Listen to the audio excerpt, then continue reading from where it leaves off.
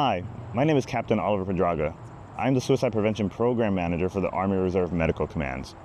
Through the Connect to Protect initiative, this video series shares the anonymous voices of those who have stood on that edge and have chosen life. Their stories are a reminder that we are not alone. Connection is strength, help is within reach, and survival is victory. Remember, when we connect, we protect.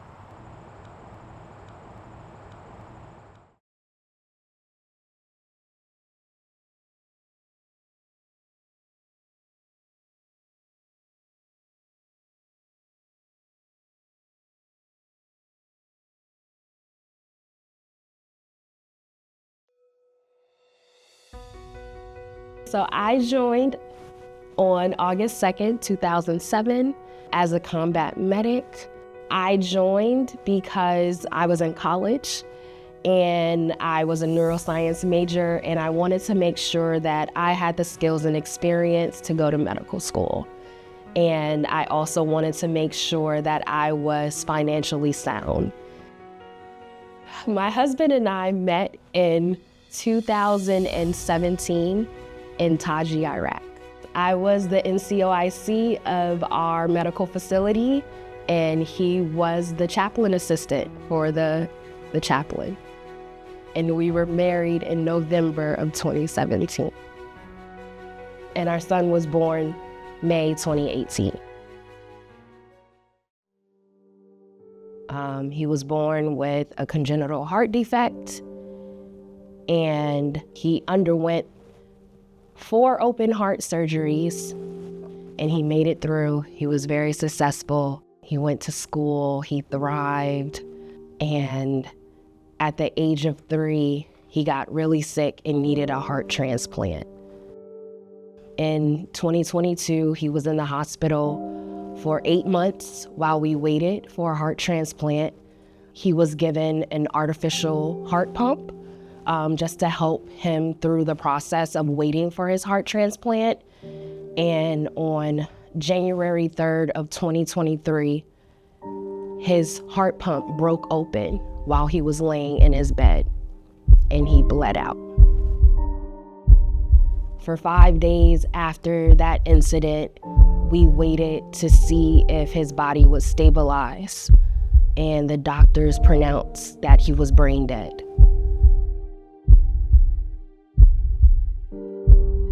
His dad and I made the decision to let him transition peacefully, and on January 8th of 2023, he passed away in my arms.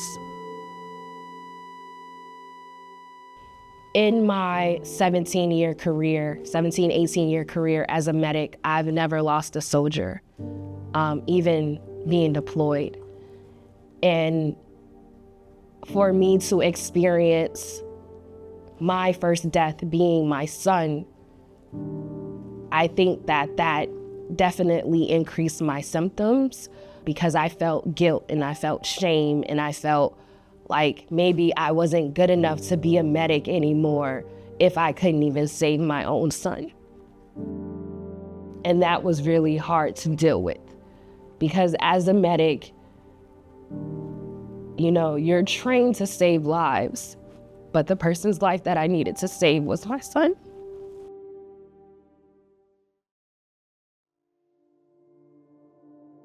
Most people who are parents look at their children as their future, their legacy, their reason for existing, their purpose. And when my son passed away, I felt like I lost everything. I felt hopeless. I felt lost in my identity, who I was, and I felt like I no longer had a reason to live because I no longer had my son. I felt like I suffered. I wouldn't sleep for more than 1 or 2 hours a night. I couldn't sleep because I would replay everything that happened with him all the time in my head, and I had severe flashbacks.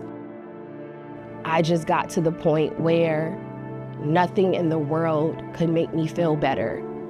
And I felt like I had nothing to live for anymore, and I just wanted to be with my son.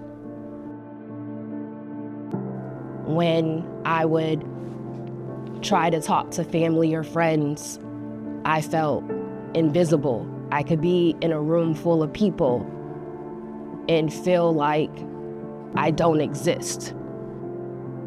My grief wasn't seen, my pain wasn't seen, and I was just being alive but feeling dead inside. About 2 to 3 weeks after my son passed away, I started therapy.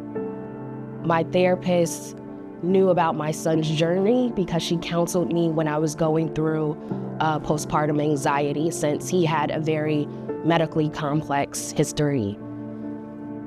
I thought that I would be getting better, but I would just spiral and I would have very huge depressive episodes. I would go to drill and smile and do everything that I was supposed to do and go home and just lay in bed for weeks.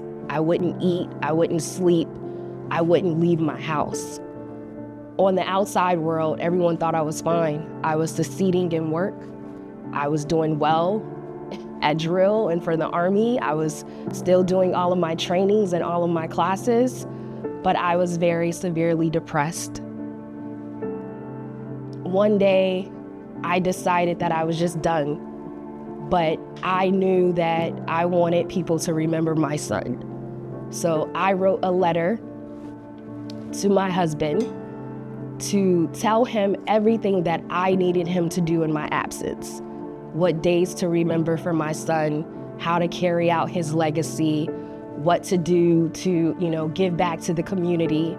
And in writing that letter, I realized that I couldn't leave that all on my husband to do.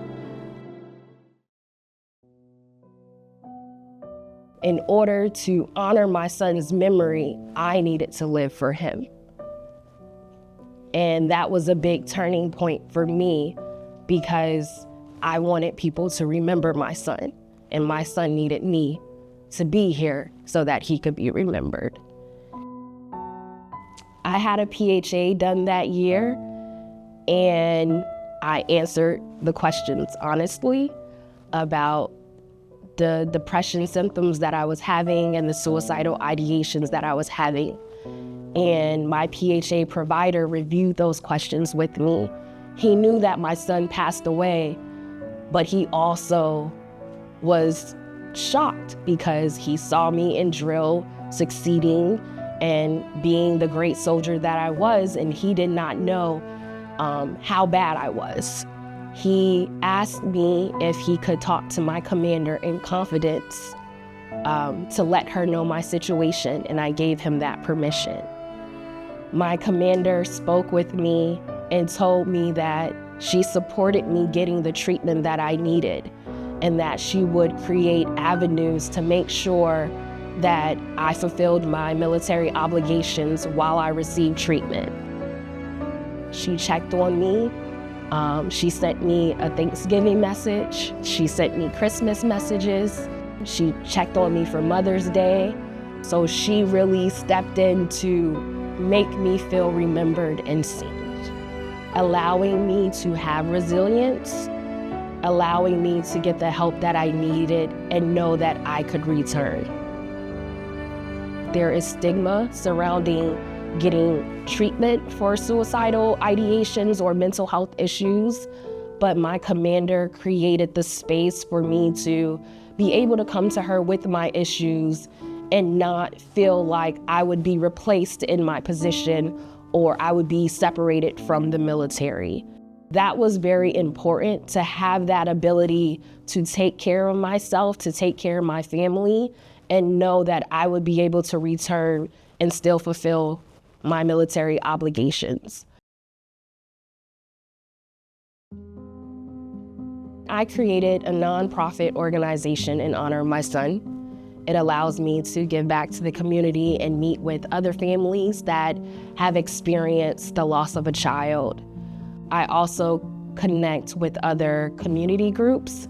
So there are specific groups for parents that have lost their children. So it allows me to be able to feel safe expressing my sadness or my grief and having that outlet, I also make sure that I give myself grace and compassion. Not every day is a good day, but not every day will be a bad day. And so for those bad days, I just make sure that, I'm safe, I have the support that I need, and I make sure that I have the strategies that I was taught in my treatment to help me. So deep breathing exercises, making sure I attend my therapy appointments, and then making sure I have a supportive community that understands me.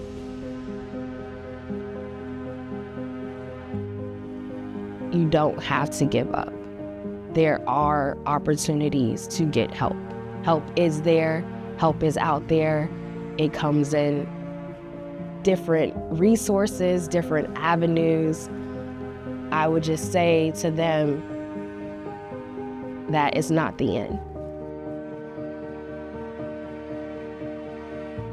Since that time in my life, I've promoted, I've accomplished great things, and I always strive to share my story with my soldiers because I want them to not see me just in my uniform, but to also know that I'm human as well.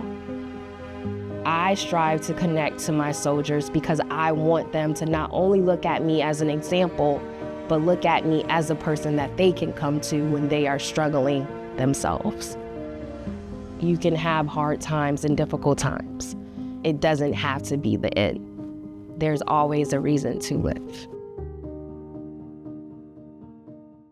If you or someone you know is struggling with suicidal ideations, reach out. There is help out there. You deserve to live. As a fellow soldier, I encourage you to connect to protect. And remember, it's okay to not be okay.